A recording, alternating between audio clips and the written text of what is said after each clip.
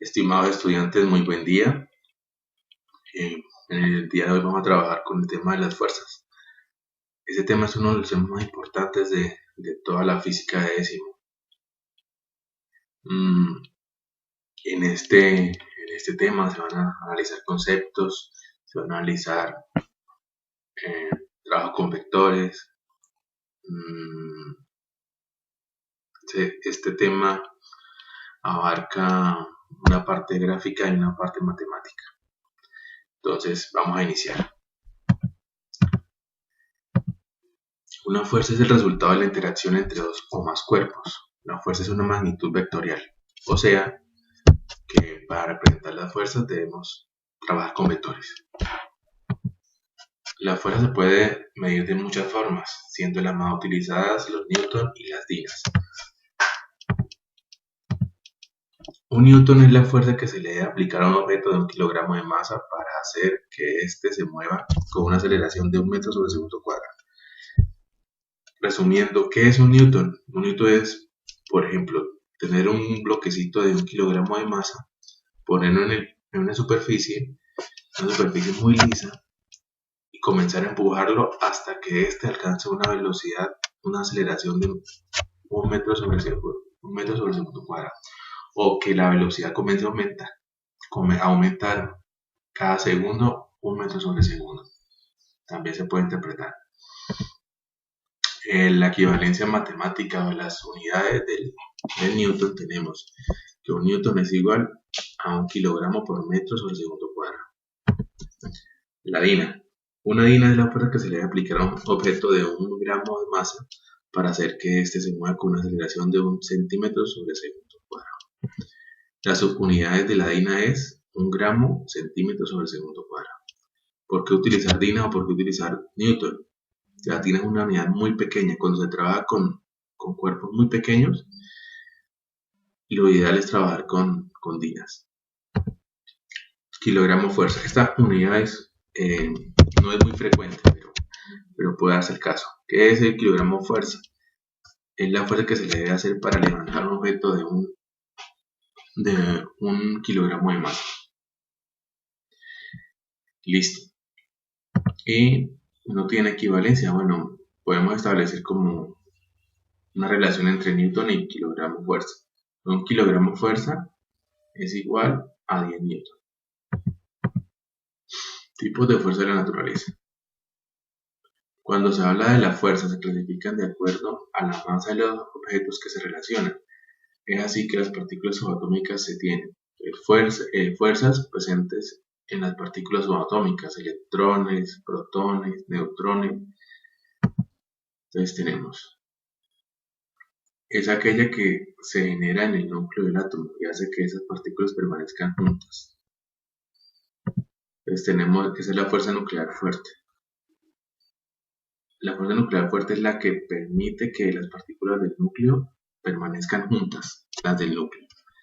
Y tenemos también la fuerza nuclear débil. La fuerza nuclear débil es la que se establece entre las partículas que giran alrededor del núcleo, que son los electrones, y el núcleo. O sea, en un átomo los electrones siguen girando alrededor del núcleo. ¿Por qué siguen girando? Porque hay una fuerza entre ellos. Esa fuerza es muy pequeña y se llama fuerza nuclear débil. Tipos de fuerza de la naturaleza. Entonces tenemos la gravedad. Entonces la gravedad es la fuerza de atracción que se ejerce entre dos cuerpos. ¿Sí? Esta es esa fuerza de gravedad se puede notar claramente en nuestro sistema solar. Todos los planetas están girando alrededor del Sol porque el Sol ejerce una fuerza de atracción sobre los planetas. Esta es una de las fuerzas más grandes de todo el universo. También tenemos electromagnetismo. Es aquella que se genera cuando dos objetos cargados eléctricamente interactúan. Entonces, electromagnetismo, un representante del electromagnetismo es los rayos. Un representante del electromagnetismo son las fuerzas que se trabajan entre dos imanes. Cuando dos cuerpos que tienen electricidad o tienen una carga magnética interactúan. tenemos una fuerza electromagnética. Fuerzas de la vida cotidiana. Entonces, estas fuerzas de la vida cotidiana son en sí las fuerzas que vamos a trabajar en el día de hoy y las fuerzas que se trabajan en física de ESI. Entonces tenemos este tipo de fuerzas, son las que se aplican a sistemas que se estudian en esa sección. Las fuerzas de la vida cotidiana son 5. La primera, el peso. Es la fuerza de atracción que ejerce la Tierra sobre los cuerpos que están en su superficie. La dirección del peso es apuntando al centro de la Tierra. Siempre al centro de la Tierra. Entonces tenemos que en la representación matemática del peso es que el peso W es igual a masa por gravedad. Masa por gravedad. Recordemos que la masa se da en kilogramos y la gravedad establecimos que era aproximadamente 10. Entonces, en esta parte explico. Por ejemplo, si una persona tiene una masa de 4 kilogramos, un objeto tiene una masa de 4 kilogramos, pues 4 kilogramos la masa y la gravedad es 10, 4 por 10, 40 newton. Entonces el peso no es 4 kilogramos, el peso es 40 newton. Tenemos dos sistemas. Entonces el primer sistema está formado por un objeto, una caja, y esa caja está sobre una superficie horizontal. ¿Para dónde va el peso? El peso va para abajo, siempre para abajo, siempre, apuntando al centro de la Tierra. Y tenemos una caja, pero ahora está en una superficie inclinada. Entonces tenemos la caja y el objeto tiene un peso y es para abajo, siempre para abajo. ¿Listo? Normal es la fuerza que ejercen todas las superficies para poder sostener un objeto entre ellas. La dirección siempre es perpendicular a la superficie. La normal no tiene como un equivalente matemático, no tiene una igualdad, una ecuación. Entonces tenemos la normal. Tenemos la misma cajita en una superficie horizontal y observamos que la normal va para arriba. Siempre va para arriba. Entonces ella es perpendicular a la superficie. Entonces la superficie horizontal, la normal, viene para arriba. Tenemos ahora superficie inclinada. Aquí sí, a diferencia del peso, esta fuerza siempre va perpendicular. Entonces la superficie va inclinada y la fuerza va perpendicular a la superficie. Listo, tensión. La tensión, básicamente, siempre que veamos sistemas con cuerdas, en esa cuerda hay una tensión, siempre. Solamente ocurre con cuerdas. Entonces, en ese sistema tenemos una caja, la caja está amarrada a una cuerda y observamos que este vector verde es la tensión. Entonces la tensión va en la dirección de la cuerda y ella apunta al centro de la cuerda. Entonces mire, esta es la cuerda, el centro de la cuerda es este y nuestro vector va arrancando en el inicio de la cuerda donde se amarra y termina en el centro de la cuerda. La cabeza de la flecha va en el centro de la cuerda y esta cuerda está inclinada con un ángulo de θ. Listo. Tenemos ahora un objeto. Ese objeto es una caja, está amarrado con una cuerda al techo. Observamos que la tensión inicia donde está amarrada y termina apuntando al centro de la cuerda. Y en los dos objetos vemos que hay cuerdas. ¿Listo? Si no hay cuerdas, no hay tensión. Tenemos la fuerza de rozamiento. La fuerza de rozamiento es la fuerza que ejercen todas las superficies sobre los objetos que se mueven sobre ellas. La dirección de esta fuerza es contraria al movimiento del objeto. Matemáticamente, la fuerza de rozamiento se define como el producto entre el coeficiente de rozamiento y la normal. Veamos. ¿Qué es el coeficiente de rozamiento? El coeficiente de rozamiento es un valor que va entre 0 y 1. No tiene unidades. Y se indica el nivel de rugosidad o de aspereza de una superficie. Entonces tenemos la fuerza de rozamiento, F minúscula y R es igual a el coeficiente de rozamiento que es esta U. Bueno, originalmente no se llama U, se llama μ. Es una letra griega, se llama μ. Coeficiente de rozamiento. Y la normal, la letra N. La letra N funciona, digamos, de dos formas. Es como fuerza, es una N. Si usted ve una N en una fórmula, es normal. Pero si usted ve una N en compañía de un valor, esa N es un Newton. ¿Listo? Newton. Aquí es con fórmula, entonces identificamos que es la normal. ¿Listo? Para analizar la fuerza de rozamiento, tenemos que tener claro el objeto para dónde se mueve. Entonces decimos, este objeto caja, se está moviendo. Entonces, ¿para dónde se mueve? Aquí nos indica la flechita que se mueve para la derecha. Y la fuerza de rozamiento apunta para el lado contrario, siempre apunta para el lado contrario. ¿Listo? Un ejemplo de fuerza de rozamiento es, por ejemplo, cuando tenemos un balón. Entonces, un balón, estamos en un campo de fútbol, pateamos el balón a nivel del piso, el balón en algún momento se detiene. ¿Por qué se detiene? Se detiene porque el piso, a medida que él va rodando, le va quitando fuerza. Le quita hasta que se detiene. Esa fuerza quitada se llama fuerza de rozamiento. Listo, y tenemos un objeto en plano inclinado. Entonces observamos que este objeto es caja, que se suelta y él comienza a moverse para este lado, para el lado de la flecha. ¿La fuerza de rozamiento para dónde va? Para el lado contrario. Listo. Y tenemos nuestra última fuerza, la fuerza elástica. Es la fuerza que ejercen los resortes a los objetos que están bajo su afectación. La fuerza elástica se comporta de acuerdo a la ley de Hooke. Ahora, ¿quién es Hooke? Hooke es un científico inglés que analizó el comportamiento de los resortes. Es básicamente ¿qué dedujo él? Es como cuando nosotros tenemos una cauchera. Si usted quiere que en la cauchera la piedra vaya más lejos, ¿qué tiene que hacer? Pues estirarla más.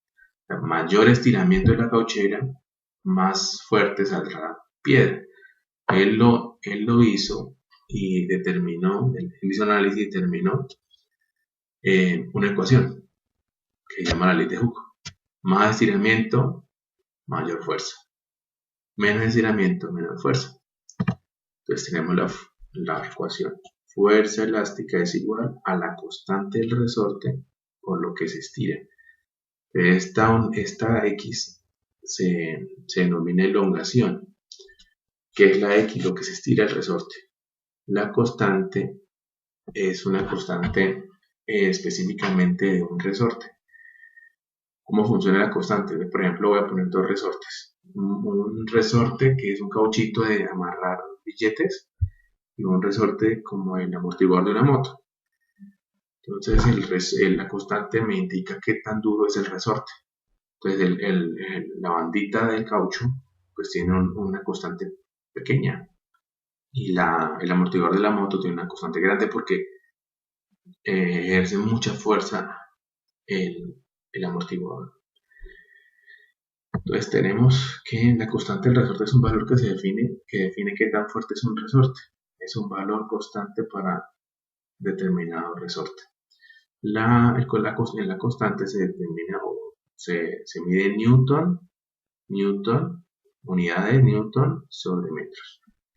Generalmente, siempre que hablan de resortes, nos da la constante. Listo. Aquí tenemos un sistema. Tenemos un resorte. El resorte se ha estirado. ¿Sí? Imagínense la situación. El resorte estirado. El resorte está amarrado a un bloquecito. Y ese bloquecito es suelta. ¿Para dónde agarra el bloquecito? El bloquecito agarra para el lado izquierdo. Esa es la dirección de la fuerza elástica para esa situación. Ahora vamos con la segunda gráfica. Tenemos ahora un resorte comprimido. El resorte comprimido, imagínense la situación. Tengo un bloquecito, está amarrado a un resorte y el resorte a su vez está amarrado a una superficie. Y comprimo el resorte. ¿Qué hago si suelto el bloquecito? ¿Para dónde agarra? Para el lado derecho. Entonces la fuerza elástica va para el lado derecho. Listo. Esas son las 5 fuerzas. Peso, normal, tensión, fuerza elástica y fuerza de rozamiento. Listo. Diagrama de cuerpo libre. Es un diagrama gráfico en donde se ubican todas las fuerzas a las que se somete un cuerpo. Para realizar un diagrama de cuerpo libre se debe realizar el siguiente procedimiento. Primero, se debe analizar y entender el sistema analizado con el fin de establecer la dirección del movimiento de cada uno de los cuerpos. Puede darse el caso de que el objeto no tenga movimiento, pero siempre que tengamos un sistema nosotros debemos establecer para dónde se mueve ese objeto. ¿Listo? Puede darse el caso que el objeto no se mueva, entonces debemos tenerlo claro. Segundo, coloque un punto en el centro del objeto. Entonces tenemos un objeto caja y vamos a poner un punto justamente en el centro. Y este será el origen de nuestro plano cartesiano. Listo. Diagrama de cuerpo libre. Tercer paso. Trace el eje X del plano cartesiano, teniendo en cuenta que este debe ser paralelo a la superficie de movimiento. Entonces, ¿para qué sirve el punto? Para que nos sirva de guía para trazar una recta que va a ser nuestro eje X del plano cartesiano. ¿Qué tiene que tener en particular esta recta? Que debe ser paralelo a la superficie de movimiento del objeto. Cuarto, trace el eje Y perpendicular al eje X. Entonces, recuerden que el plano cartesiano siempre tiene un eje Y y que este eje Y es perpendicular al eje X. Establezca la dirección del movimiento del objeto si lo hace. Inicie el dibujo de cada una de las fuerzas que afectan el objeto. Pues, ¿cuáles son las fuerzas? No todas aplican. Entonces, las 5 fuerzas que mencionamos anteriormente. Y séptimo, si existe una fuerza que no esté sobre los ejes del plano cartesiano, debe dibujar los componentes del vector. Listo, 7 pasos. Pues vamos con nuestro ejemplo número 1. Un hombre ala una caja como se muestra en la figura. Si la caja se mueve aumentando la velocidad en tasas iguales, hay aceleración, determine su diagrama de cuerpo libre y plantee las ecuaciones de fuerza. Bueno, aquí esta parte voy a replantearla, no es ecuaciones de fuerza, vamos a establecer cuáles son las fuerzas que están horizontales y verticales, como lo pide en nuestra guía para el mes de septiembre. Listo. Entonces tenemos nuestro objeto caja. Este objeto caja o bloque está amarrado en este sitio por una cuerda y esta cuerda se está jalando. Listo. Entonces, primera parte, establezcamos un punto de referencia. Entonces, el punto de referencia es el centro. Entonces, marcamos en el centro. ¿Y para qué me sirve? Para que establezca mi eje X y perpendicular al eje Y. Entonces, primero y segundo paso. Listo. Pues, dibujé mi plano cartesiano. Tengan en cuenta que el eje X siempre va paralelo a la superficie de movimiento. Siguiente. Entonces, este objeto se mueve. ¿Se mueve para dónde? Se mueve para el lado derecho. Listo. ¿Qué fuerza? Entonces vamos a hacer el chequeo de todas las fuerzas. Tenemos el peso siempre va para abajo, siempre. Tenemos la normal para arriba, perpendicular a la superficie de movimiento. Tenemos, ¿quién sigue? Sigue la tensión en amarillo. Ella arranca donde se amarra en la cuerda y busca el centro de la cuerda. Y tenemos la fuerza de fricción. Fuerza de fricción, establecimos que el movimiento era para el lado derecho, o sea que la fuerza de fricción va para el lado izquierdo, para el lado contrario del movimiento. Hay algo particular en esta superficie, en este diagrama. Entonces vemos que hay una fuerza que no es ni vertical ni horizontal. O sea, no está ni acostada ni levantada, que es esta fuerza amarilla que es la tensión. Entonces, ¿qué debemos hacer? Lo que debemos hacer es dibujar las componentes horizontal y vertical de este vector. que no es ni horizontal ni vertical. Entonces, ¿cuáles son las componentes de ese vector? Pues vamos con la componente en X. La componente en X es horizontal y ya se dibuja sobre el eje X. Entonces, observemos. Esa componente tiene un nombre. El nombre es el nombre del vector que esté por el coseno del ángulo que está aquí. Esta bolita es una letra griega teta. Entonces, componente horizontal, tensión por el coseno del ángulo que está aquí. Y tenemos una componente vertical. Entonces, nombre el vector t por el seno del ángulo teta. Listo. Ahora vamos a hacer un chequeo. Vamos a escribir qué fuerzas están en el eje X. Entonces, ¿qué fuerzas tenemos en el eje X? Para eso voy a utilizar un lápiz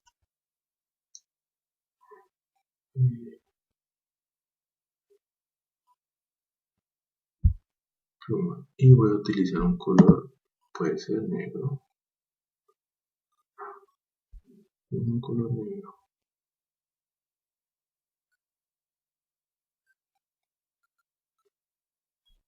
Listo.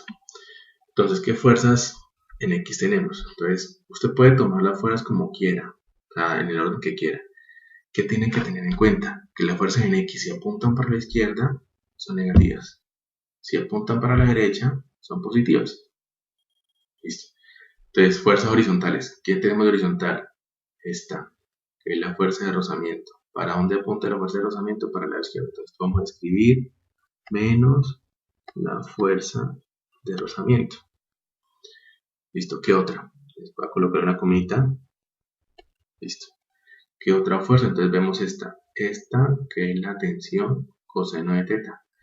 Entonces tengo tensión coseno el ángulo teta. Listo. Coloquemos una coma.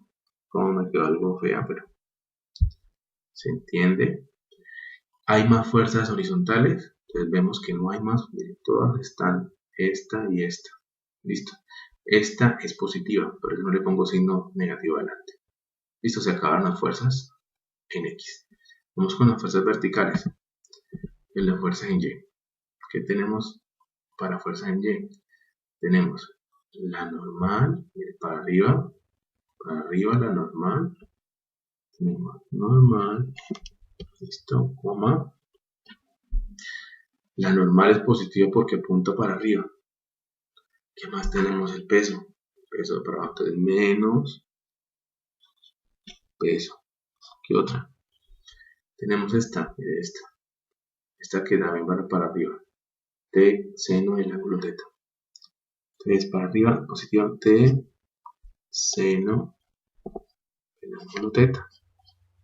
Y listo, tengo todas las fuerzas distribuidas en ejes. Y he terminado el ejercicio. Listo, vamos con el ejemplo número 2. El diagrama de cuerpo libre para el siguiente sistema. Entonces, el sistema es un bloquecito que está en un plano inclinado.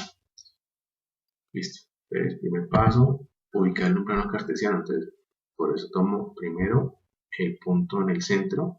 ¿Sí? Aquí en el centro. En el centro pongo un puntico y abajo establezco el eje de X y después establezco el eje Y. Establezco el eje Y. ¿Listo? El eje Y es perpendicular al eje X. Listo. Primer paso. Entonces, bueno, ahora establezcamos para dónde se mueve. Entonces, el objeto para dónde se mueve, pues si usted suelta ese objeto, lógicamente, ¿para dónde se mueve? Se mueve deslizándose en el plano inclinado, el movimiento. Listo. Vamos a hacer el chequeo de fuerza por fuerza. No necesariamente se tienen que hacer en el orden que establecimos. Entonces tenemos primera fuerza, el peso. El peso siempre va para abajo. Segunda fuerza, la normal. La normal. Entonces, esta es la superficie en movimiento y la normal va perpendicular. Siguiente, rozamiento. Entonces, si el objeto se mueve para este lado, el rozamiento va para el otro lado. Listo. Tiene ¿Por qué no le puse tensión? Porque no hay cuerdas. En ese sistema el bloquecito se mueve solo. No está amarrado a nada. No tiene tensión. No tiene fuerza elástica. ¿Por qué no tiene fuerza elástica? Porque no hay resortes. ¿Listo? Entonces tenemos las tres. Observemos en detalle que el peso W, esa fuerza no está sobre el eje X ni sobre el eje Y. O sea, ya no viene así en el eje Y o no viene así con el eje X. O sea, ya está por fuera del eje X y el eje Y.